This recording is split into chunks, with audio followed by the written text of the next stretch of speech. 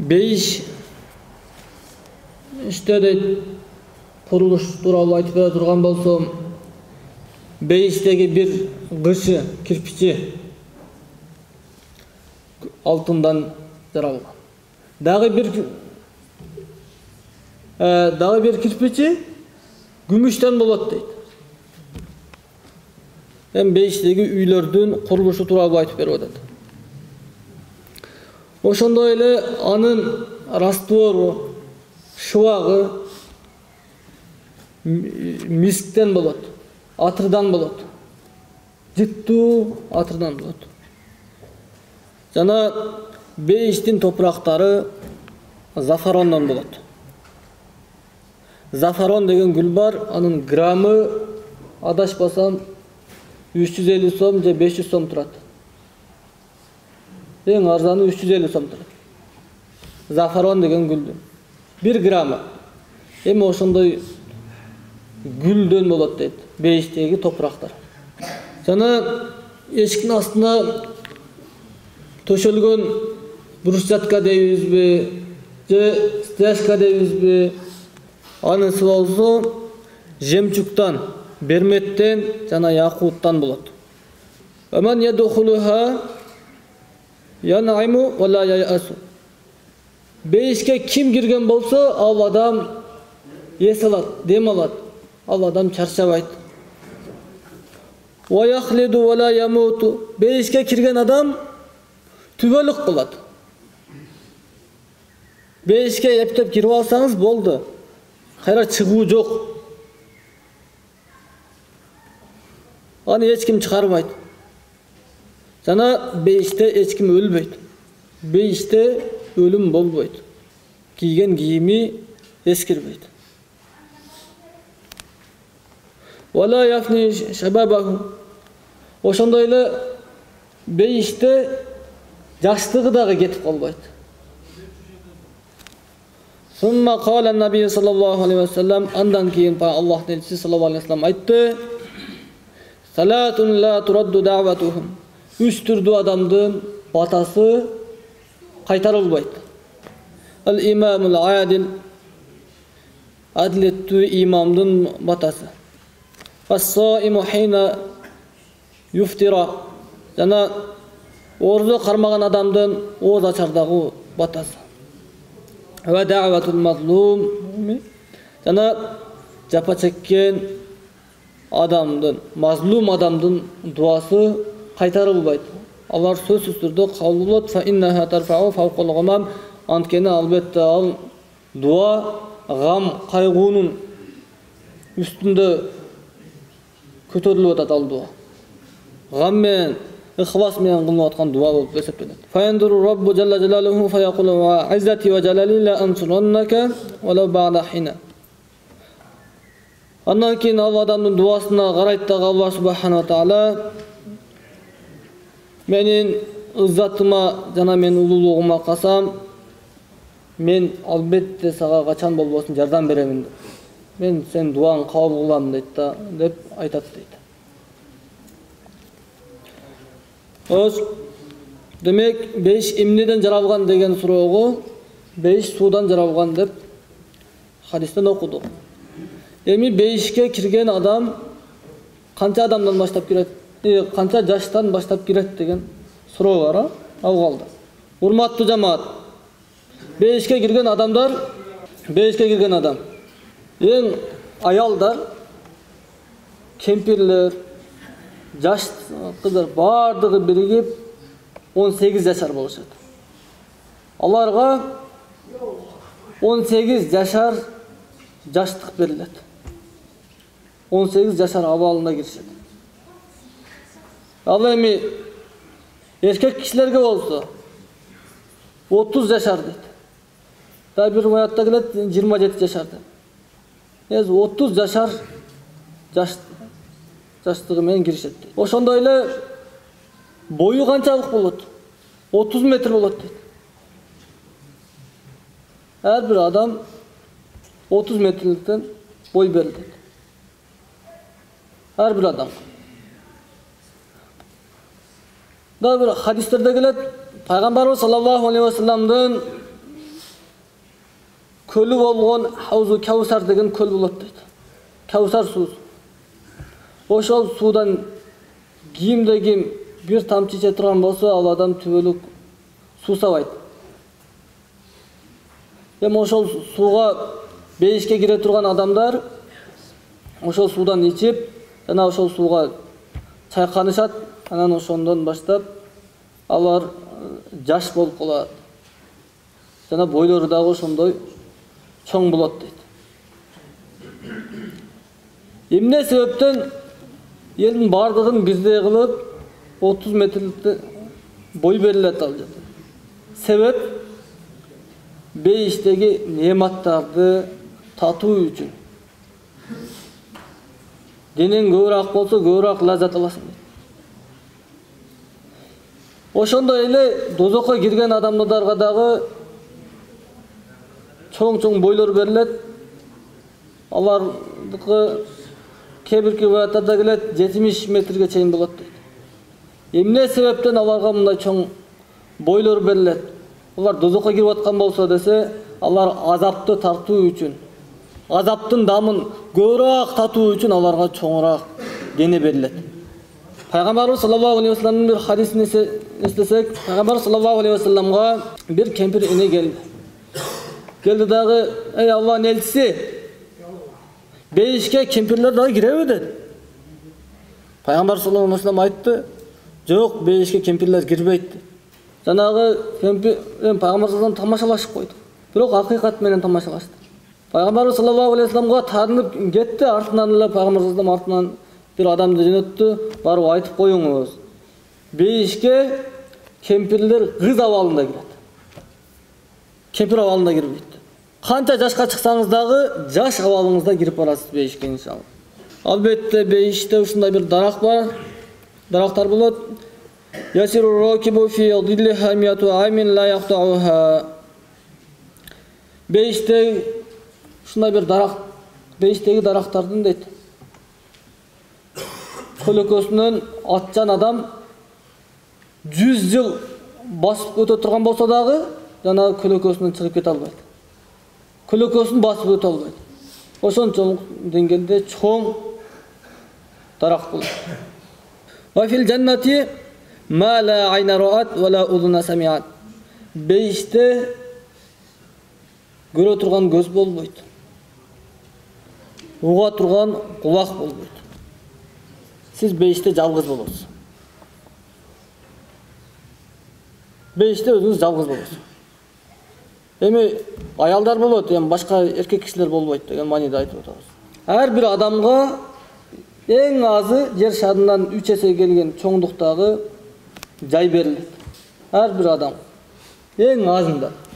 Эми ошончо жерге сиз өзүңүз кожоюнсуз. Өзүңүз бий болосуз.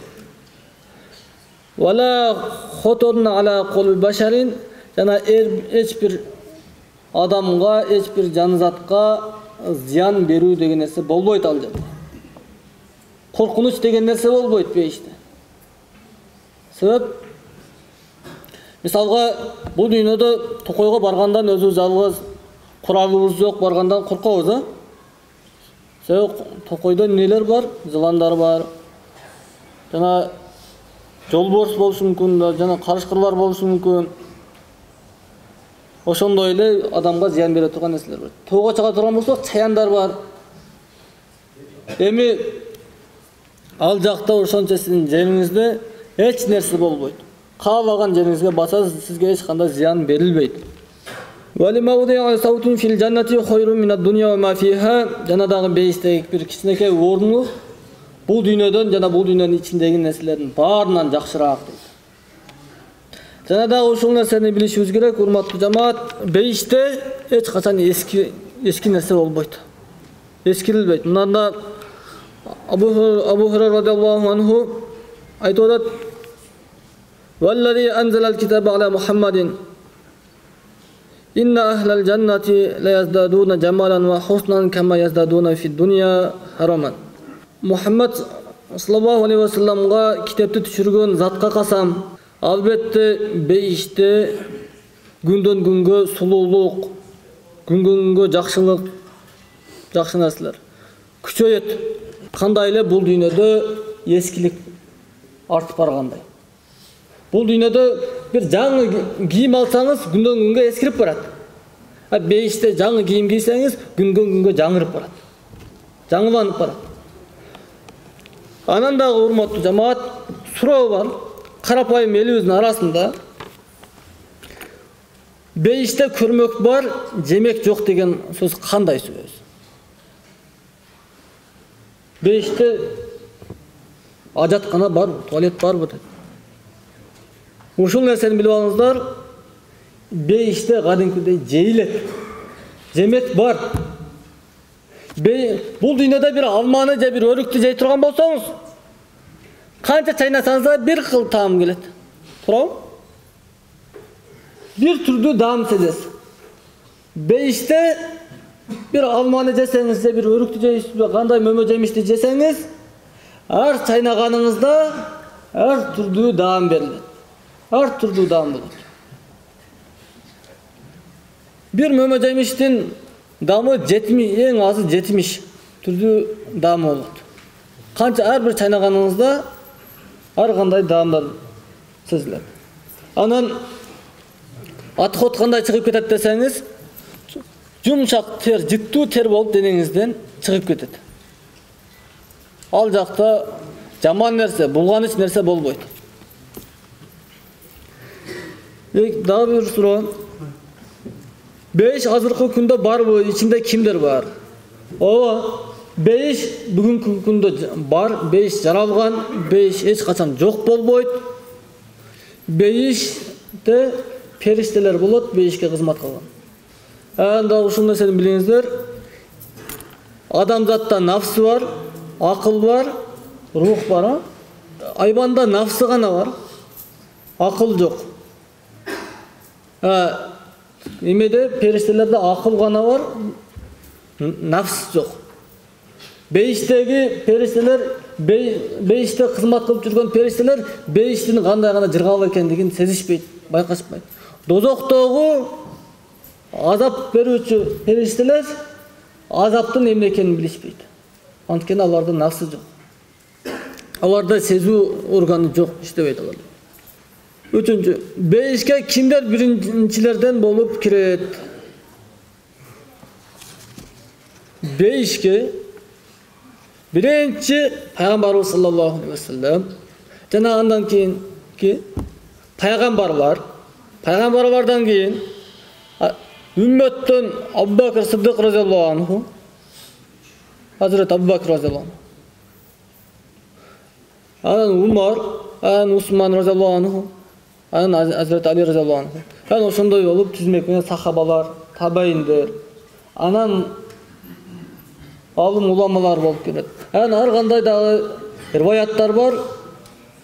Жомарт адамдар дагы биринчи болуп келет деп. Ажылар бир тарапта ажылар турат, экинчи тарапта карылар, алымдар турат, үчүнчү тарапта берешендер, бул дүйнөдө берешен инсандар, төртүнчү тарапта шахиттер, ошолор бардыгы ар бири өзүнчө болуп турат дейт. Кайсыл жамаат биринчи болуп кирет дегенде бардыгы каалашат, биз биринчи болуп кирсек экен, депчи. Анан ошол мезгилде периштелер келет, бардыгынан сурайт. Шахиттен сурайт, сен шахиттиктин соогун каяктан билдиң? Алым. Анан келет дагы, сен ажылыктын илимин, ажылыктын соогун кимден үйрөндүң? Алым да. Анда алым биринчи кириш керек экен дейт. Алымдар айтат, карылар айтат, биз биринчи кирет окшойбуз деп турганда алардан сурайт.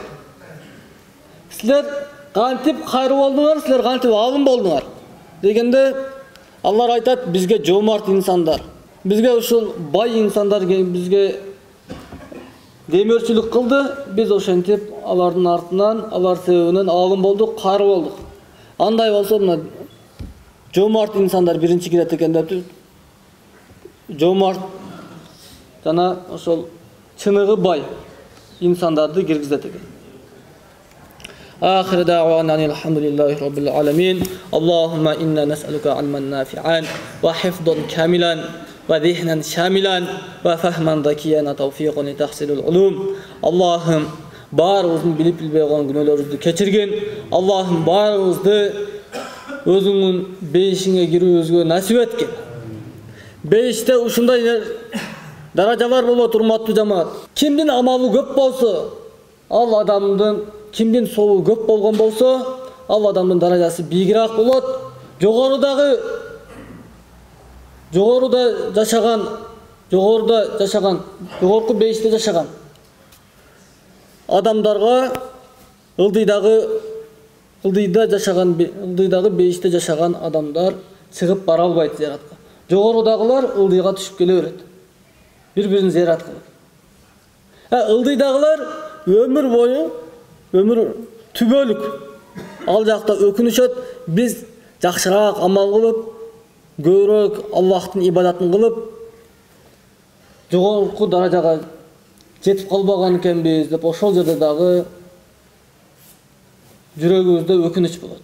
Аллах субхана ва таала бардыгыбызды ошондой өкүнгөн инсандардан кылбасын. Аллах субхана ва таала бардыгыбызды өзүнүн Жаннатул А'ла Фирдаус бейишине киришибизди насип этсин. Аллах субхана ва таала өмүрүбүздү, убакыттарыбызды текке кетиришибизден өзү сактасын. Аллах субхана ва таала бизге ибадатка тауфик берсин, өзү жардам берсин, өзү күч-кубат берсин. Бизди өзүнүн тыйган арам иштеринен алыс кылсын. Амин. Аллахумма салли ва саллим ва барик алейх би рахматика я архамар рахимин.